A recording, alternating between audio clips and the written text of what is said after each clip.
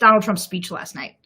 I thought that, sorry, we're having some technical difficulties, but it's okay. So, I last night, after having sat through Ivanka's speech, which I've got to say had a lot of please clap energy to it. I really felt like, she would talk and then she would pause and people would be like, oh yeah, now I'm supposed to clap, which they would just a little bit. And then Donald Trump gets up there after, like I said, walking out onto the balcony like a South American dictator, coming down to the stage. He manages to give a 70-minute speech that I fell asleep during. It was boring.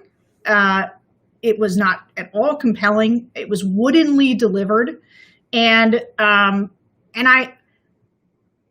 guess I'm not sure who the audience was exactly for that speech. And the only thing that I can think is that he was so desperate to, because if you think about it, right, one of the things about Donald Trump is that he loves being up in front of a live audience. And that is where he gets so much of his energy, is from, his rallies and the crowds. And this may be the only time in this election cycle since Tulsa that he gets to be up in front of a live crowd, kind of doing his stem winder talk.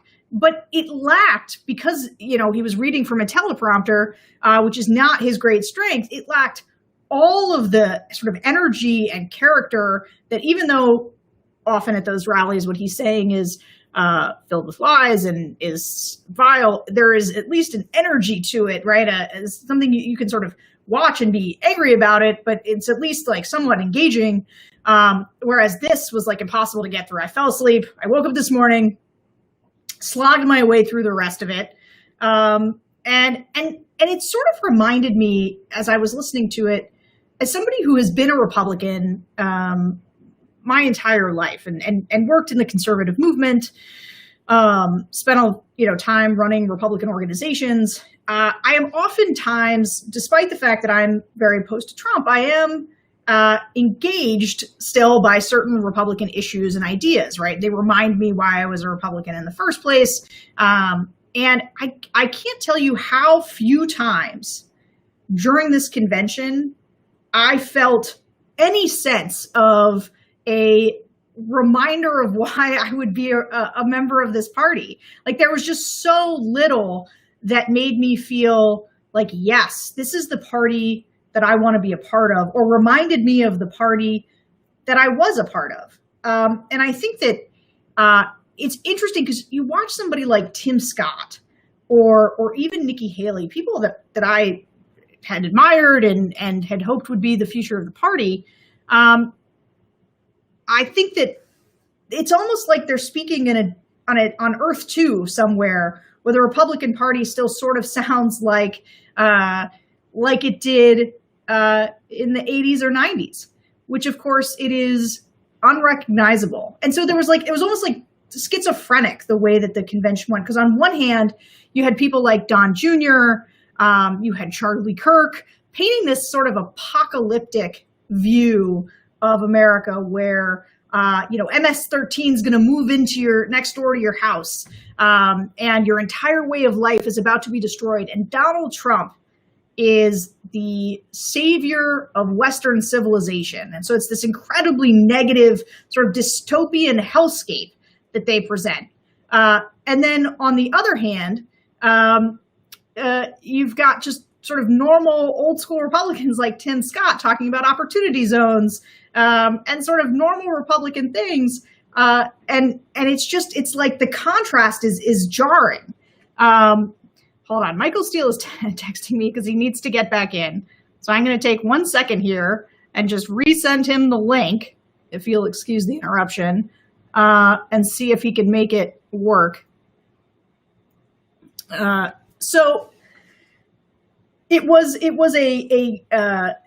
just such a strange experience to watch the convention. But even the people that they chose to have so many of the speakers be named Trump, or to be people. I mean, it was funny. Lindsey Graham wasn't there. Marco Rubio wasn't there. Most of the people who have been sort of leading the Republican Party for, the past 10 years weren't there at all. In fact, I think the only compelling speech that I heard, there were maybe two that I thought were okay. One was the woman who was put in jail. She spoke last night. She's been put in jail for her entire life for a nonviolent drug offense. I thought she was inspirational and was actually engaging and was meaningful to listen to her. The other one, there was a female dairy farmer from Wisconsin who was just very normal and sort of normal to listen to, and I enjoyed listening to her. But for the most part, the entire thing felt so bloodless. Because they pre-taped everything was so staged and it didn't have the same warmth or the kind of heart that I felt like the Democrats did. Whew, look at that. Look for Jack. I don't know if we caught your technical issues and it was like it transferred somehow or what's going on. I don't know. I was trying to get some information out there and shut me down. So I guess I went on too long. My apologies. No, it's okay. So, I guess here's my question. Do you think that Donald Trump? So my impression was that there was a real attempt to show a lot of women, a lot of African Americans, a lot of they're trying to sort of signal to the suburbs, I guess, because it was I was saying while you were off, there was a bit of a schizophrenic convention where it's like halfway really geared toward the base, very red meat, and then there's kind of other half that seems to be geared towards making suburban voters comfortable. Do you think it achieved that? Yeah, to some degree it did. Remember, you've got a couple of strategies going on with the Trump campaign right now. One is at a very baseline level, trying to peel off some votes in various pockets and constituencies around the country. So, for example, a lot of what you saw play out in the African-American piece of the program, who were they largely showcasing? African-American men. There weren't African-American female Republicans on the stage. It was African-American men. So there's this push and this belief inside the Trump campaign that we can significantly increase our vote among African-American men. The problem is African-American women who are not necessarily buying that logic, and that's going to make for some interesting discussions in those households over the next few weeks. But that's one. Two, there's also this sense of other, creating that narrative of other in suburbia. So that's the appeal to white suburban women. And so you saw that begin probably 2 or 3 weeks before the convention. And you layer on top of that the only I can protect you narrative, which is the law and order piece. You can see how the staging of this was really kind of pushing a couple of narratives to various constituencies at the same time, all with the backdrop of patriotism, God and country, we love America, they don't, and stoking beneath the surfaces with African American men, the machismo of Trump, and with white women, the fear that they're coming for you next. Yeah, it's a little bit of a weird combo because I almost felt. It's funny, I take your point about trying to appeal to African-American men. I know that strategically they think they can get some growth there. But it seemed to me that actually it had a lot to do, though, with also signaling I'm not racist, the way that they say they're racist. And so that is like a permission for a lot of the suburban voters who think, well, I've always been a Republican. I kind of like the Republicans' economic policies better, but I can't hang with all the gross racism and how terrible he is to women. And so I felt like maybe that's what they were trying to resolve. Did you see any of that? Yes, that's actually a very, very astute observation and analysis because that was the undertone here. So when you put the black face on the stage like that, and particularly to the degree and the way in which some cases it was presented, is to give people the okay feeling that, see, Donald Trump isn't racist because if he were, these black people wouldn't come out and support him.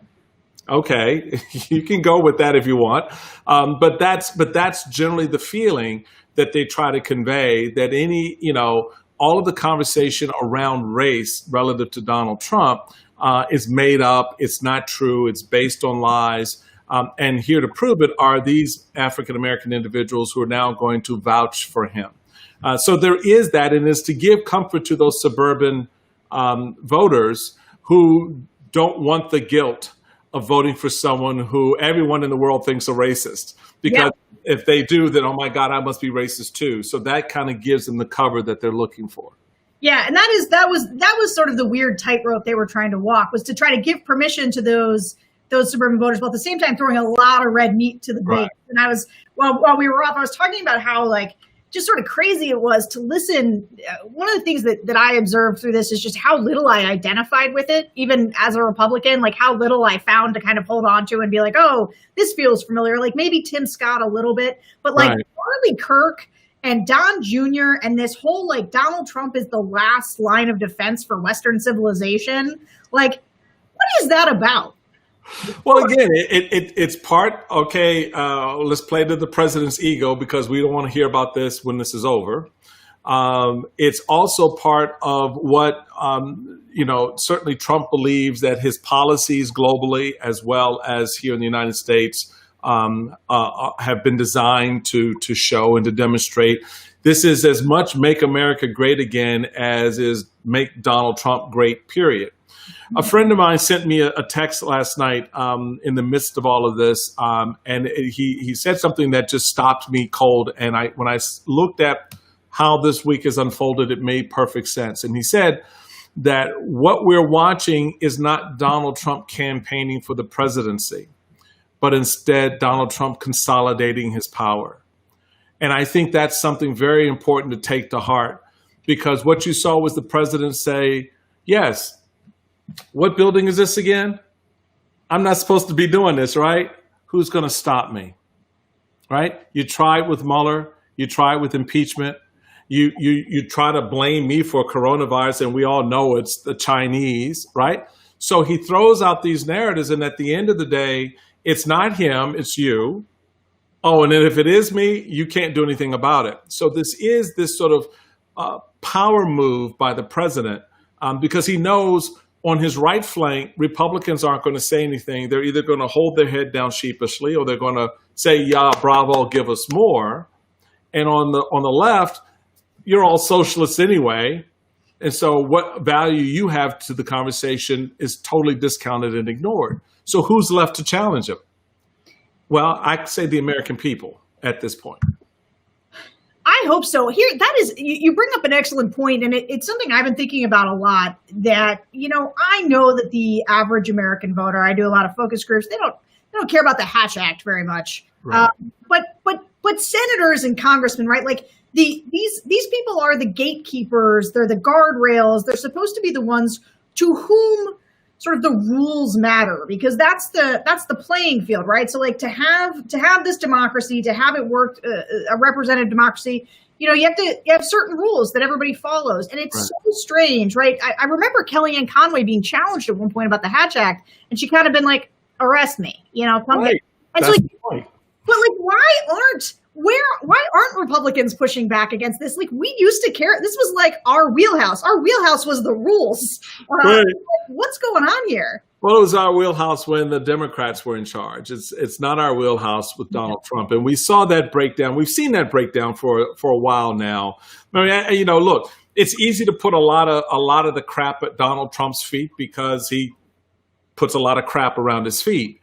But let's understand that this has been something in the making for some time, this devaluation of those principles and ideas inside the party, largely by people who walked away from them and decided to hunker down around their own particular narrative, their tribalism, because they feel that the party leadership, and this goes back probably once Reagan left the political stage, that void was created. there was not that galvanizing, organizing force around these principles and these ideas that then were attached to policy and a definition of who we are. So other people now defining that. And they're bringing their own version of what they believe republicanism or conservatism is to the conversation. And Donald Trump saw that. Keep in mind, Donald Trump did something very interesting and very notable. For 14 years, he built a national audience around a reality TV presence and identity. And what he was able to do in a matter of a short order was to convert that audience into voters. A lot of those people didn't participate in the electoral process. We've seen the demographic studies to show that a lot of that audience didn't vote. He mined that vote by culling it from that audience. And that's how he is so dead locked in at 38, 40, 41%, because that's his audience. Those are people who've been with him for 14, 15 years. You are so right about this, and it's such an important insight that I think people forget. It comes up in my focus groups all the time, where I never watched The Apprentice. I've never seen one episode of that show. But you ask people, you're like, well, why did you vote for him? And everyone's like, well, he was a tremendous businessman. And you're like, oh, well, did you follow his business career? It's like, no, I saw him on The Apprentice. He was, always firing people and very decisive. And that is when people forget what an intimate relationship that sometimes people develop with characters on reality TV shows. Oh, yeah. I know this person, right? I've seen this person. I've spent years with this person in my living room. And that is where some of the why it goes so deep with him. I think that's right. Yeah, and to your point about the focus group, what triggered it for me was in late 2015, early 2016, a focus group in New York. Hello. All right. So, and no one bothered. New York, yeah. Yeah, no one bothered to drill down and figure out, wait a minute, how is Donald Trump just like you?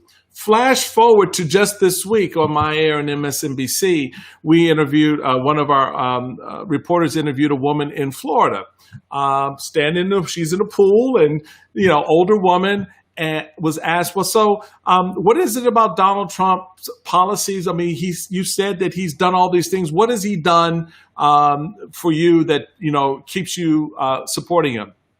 Crickets. Said nothing, literally for 5 or 6 seconds. And then she says, well, he just makes me feel good.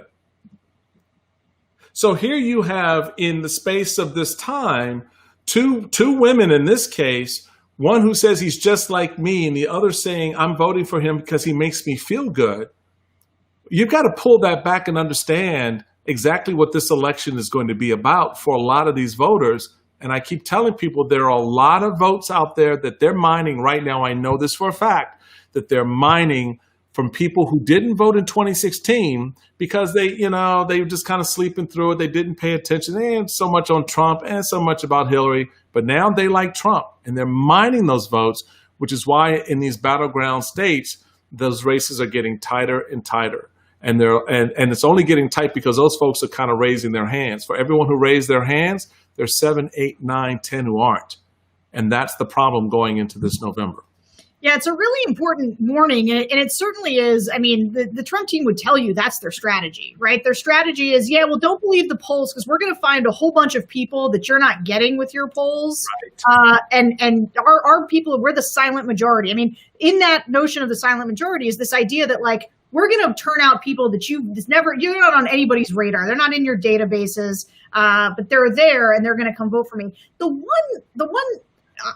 There's part of me that has PTSD from 2016 that buys that theory.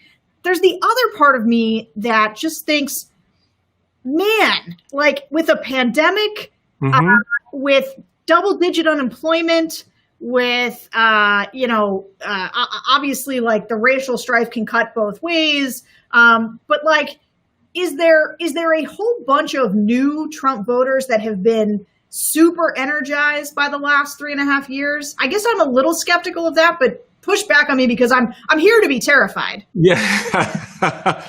Yeah, I think there are. I think right now, as we end this week of the Republican convention, going into the Labor Day weekend coming up soon, and the official kickoff of the presidential race, we're at a 50-50 block. This is a 50-50 race right now, and it's for that reason. There are a lot of voters. We're seeing the tightening in the polls in battleground states like Florida, Ohio. States like Michigan are outliers at this point because of the lopsidedness. You heard Trump say today, "Oh yeah, Missouri's back in play." Well, Missouri not so much because they left. They walked out of Missouri because the numbers aren't there. But there are increasingly more spots where it becomes a game for them. In other words, yeah, the state's now in play for us a lot better than it was 6 weeks ago. But to your point about with all this other stuff, COVID, civil unrest, and a flatlined economy, why is Trump at 50-50? Why is this race tightening? And it's because of one thing, and this goes to the play to suburbia.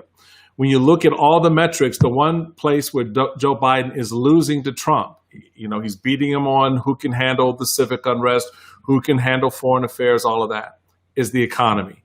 Trump is leading him by 10 points on the economy because people still believe, because of what you just described, that he's the business guy, he's the businessman, he knows how to fix and solve these things, that he's the one who's best positioned, best prepared to get us through the difficulties on the economy and kind of give us the upside on the backside of this.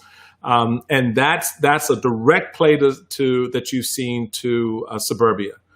That's the fear in suburbia. And so you've got to watch the numbers on the economic piece, because yes, COVID-19 is a drag. Yes, the civic unrest is a drag, but on the economic piece, he still has some leverage there. And you're going to see and hear more and more of that over the next few weeks. And the Biden campaign has got to figure out how to counter narrative that. They can, because Biden was there at the last time the economy was crushed and was part of the team that rebuilt it and sort of put in place what Donald Trump had to work with when he came into office. So watch the economic numbers and watch the narrative of both teams around that, because regardless of everything else, it still boils down to what I'm able to put on my kitchen table every night. And that's going to be leading, I think, still to some degree in this election.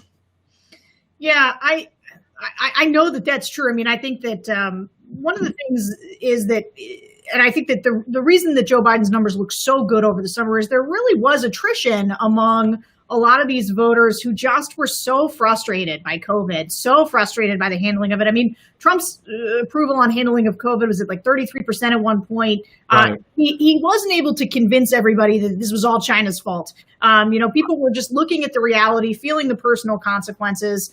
And I think that, Joe Biden really wants to make the race about the failures on COVID. And because if it's about COVID, Trump doesn't do as well. But if it does become, I agree, more about the economy, and this is what I want to pivot to next, more about the civic unrest, that is turf that Donald Trump is much more eager to play on. And I think that if there's one thing that I would really give Donald Trump credit for as a PR person myself, is that is a guy who knows how to change the conversation.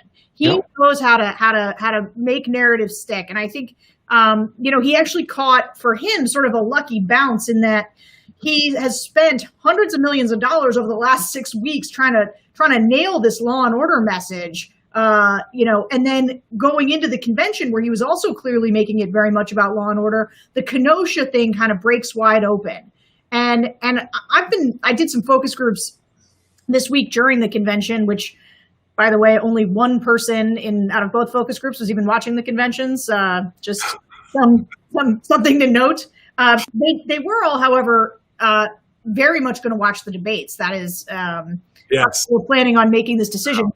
But it was funny because I had a group in North Carolina, and I would say that on average the group was a little bit younger. And when they talked about the unrest in general and the protests, they actually sounded, they talked about how, somebody talked about white privilege. One of them had gone to the protests and joined in. They thought that they were more peaceful. And again, like I said, they were younger, all women, all Trump voters, by the way. Right. But then I went to Arizona, and the group was much more, I would say, sort of like 50-ish, 50s-ish white women. They were, three of them were definitely going to vote for Trump again. Three were undecided, and two of them said that the unrest was pushing them far more towards Trump. So how do you think this is what's happening right now in Wisconsin, knowing that there's a billion news cycles to live through between now and the election? What do you think is happening there? Well, it's an unfortunate Achilles heel for the Democrats because of how they allow the narrative to get away from them earlier on. So when you had the unrest after George Floyd's death, what was the response? Defund the police, shut down the police. Well, for guys talking about law and order, why don't you guys do that? Because what it did for those suburban voters and what it did for those center-right, center-left voters who were on the fence, they were like, well, wait a minute. If you get rid of the police, what's the point of that? How does that solve our problem? And so Trump, to your first point, is a master manipulator of the message. He knows how to move it, knows how to shape it, reshape it, repackage, put it out, get you to buy it. Oh, you're not buying it enough? Here's a little bit more. And so it's this constant layering of the narrative in a way that begins to come at you from various angles. So, if you're not taking the full frontal fear of the police being lost and taken away from you, how about now we show you images of what's happening in just this little corner of this town, not the entire city, by the way, just this little itty bitty corner of the town where, there's a trash can on fire, and they show you that image over and over again. And you begin to believe the connection between all the points. And that's how he built his brand over 14 years on The Apprentice. That's how people perceive him as this decisive businessman. And now we know that all of that was a lie. It's just a front. It's not real. And nor is this narrative about, police not, being on our streets anymore and so forth. So the law and order piece is the brand. Now, in the Black community, when we hear law and order, that means something very different. And you would think they would be sensitive and cognizant of that. But the point is, we're not really going after the Black vote because we know it's not going to materialize, like the Hispanic vote, for example, which Trump got 30% of in the last. That's for the 69% of voters this fall who will be white. And that's for those white folks who are looking at this. And on the one hand, oh my God, poor George Floyd. Oh, that's just awful. And starting to buy into that narrative that on the racial justice piece, but then get hit with this image of, oh, wait a minute. They could be coming to burn down my neighborhood, which was the capturing of that moment of that couple on the front lawn in Michigan with their AK-47 in their handgun, pointing at people as protesters waiting to give a crap about them, was walking past them to go to the mayor's house. But that imagery of white people having to protect their property, and let's just be honest, from Black folks, right?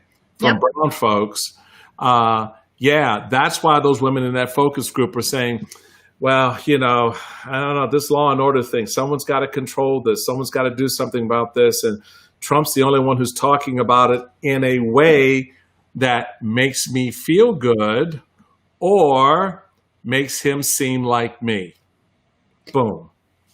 Yep, I agree with all of that. And I think it's important for people who have been sort of lulled into complacency, feeling like Trump's definitely going to lose. Joe Biden's been up by this consistent 7 to 9 point margin nationally.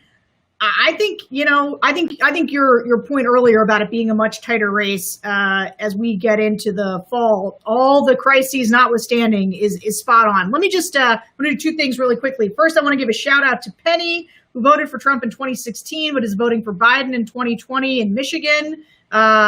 Great. You should make a testimonial for Republican voters against Trump. We'd love to feature your story. And if you want to put in the chat why you decided to make that decision, that'd be great. But I've also got a question from someone who's watching us here. It says, Mr. Steele, how worried are you that Trump won't accept the results of the election? Very worried, and have been part of a team that's been sort of wargaming that strategy to see, under various scenarios, Biden wins big, Biden loses big, Trump wins big, loses big, whatever. Looking at how the various interest groups, if you will, to put it in those terms, whether it's the secretaries of states, the legislature, certainly the campaigns themselves, lawyers, how everyone kind of then begins to play on that new chessboard on November 3rd following. And so, yeah, we should be really concerned about. The president has already given us the indication that he's not going to accept the results if the results are he loses. And I think we need to be prepared for that. I think we also need to be prepared for even if Biden wins very clearly, that there's going to be a challenge to some degree, that there's fraud, which is why you hear the narrative about vote by mail being such a fraudulent act, even though the president has voted not once but twice by mail in this election cycle, as have his daughter and his son-in-law and others in his cabinet and administration. So we need to be vigilant in our responsibility not to fall down on stupid. Make yourself smart about what happens in the process. There's a lot of material out there right now. Educate yourself, and more importantly, inform your friends and your neighbors and others so that they understand how this process works. It is amazing to me how many Americans do not understand how we elect a president. Unfortunately, we don't have a direct election. We have an electoral college, and we have to go through that process. But it is something that a lot of us are very worried about, a lot of smart people are looking at, and we're putting material and information in the hand of the administrators and the people who have to make decisions going forward. And if I could just clarify, I had mentioned when I was talking before about where Trump wanted to play, I had mentioned Minnesota. I meant Missouri, not Minnesota. So just so we're clear, because they had focused a lot on Missouri, not Minnesota. So just so we're correct the record on that. Yeah, I mean, well, they do think in Minnesota that they can get somewhere. I mean, I think it's like a 5-point race in Minnesota, and right. because of the unrest, right? It seems that they think that law and order message could potentially really resonate there. And it's funny because just prior to the last few weeks, I would say Democrats were very much on offense, right? They're talking about Texas, they're talking about Georgia, they're talking about Ohio. Like, we can go, let's push in, let's get, we can take Florida. And I wonder, and I'm not even sure what I feel like has quite changed in the environment, but there's something about these 2 weeks, and maybe it's just people seeing a little bit of tightening in the polls, but it feels like there's a renewed nervousness out there that Donald Trump is getting back in the game. Yeah. And that instead of Democrats talking about Texas, everybody's like, yeah, you know what? Let's go back to make sure Pennsylvania is really locked up. Okay, I'll have to say, I'm glad for that. I'm glad for that. I want you guys to feel that. I want America to feel that nervousness, because it's a gut check, folks. Look, I can't tell you what to do, how to do it, but what I can say is, if you're not in this game, what comes out on the other end of it, it could be very ugly. So yeah, there is that nervousness. There is that tightening in the race. And as I said, going back long before COVID-19, having worked with Donald Trump in the past and knowing him as I do, there is nothing, I cannot emphasize it enough, nothing he will not do to win this election. The fact that he held his speech on the White House lawn, if that doesn't tell you, all right, in the face of the ethics violations, having his daughter, who is a White House official, she works for the U.S. government, right, standing there, having his daughter talk the way she talked and said what she said, what are the consequences? So yeah, you should be nervous about that, because they're going to come with an asymmetrical game. That's their A game. It's asymmetrical. We're going to play outside of a box you don't even know you're in. Yep. And their expectation is that the Democrats are going to play a conventional game, which up to this point they have for the most part. So the Democrats need to get their heads out of their ass on this and understand exactly what they're up against, because that more than anything else is going to be the critical part of this, and that's MSNBC calling me for my hit at 4:00. All right. Well, sounds like you've got to go. That's okay. We're about at stopping time anyway. Thank you so much. You guys can go watch Michael Steele on MSNBC in just a few minutes. Thank you for coming and spending some time with us today. Thank you. It's great to see you. And for the rest of you, RVAT.org, send us your testimonial videos if you're a Republican voter against Trump, whether you're voting for Biden or not, as long as you're against Trump. Tell us your story. Make it easy. Right. Tell us your story. And thanks for joining us, everybody. Take care.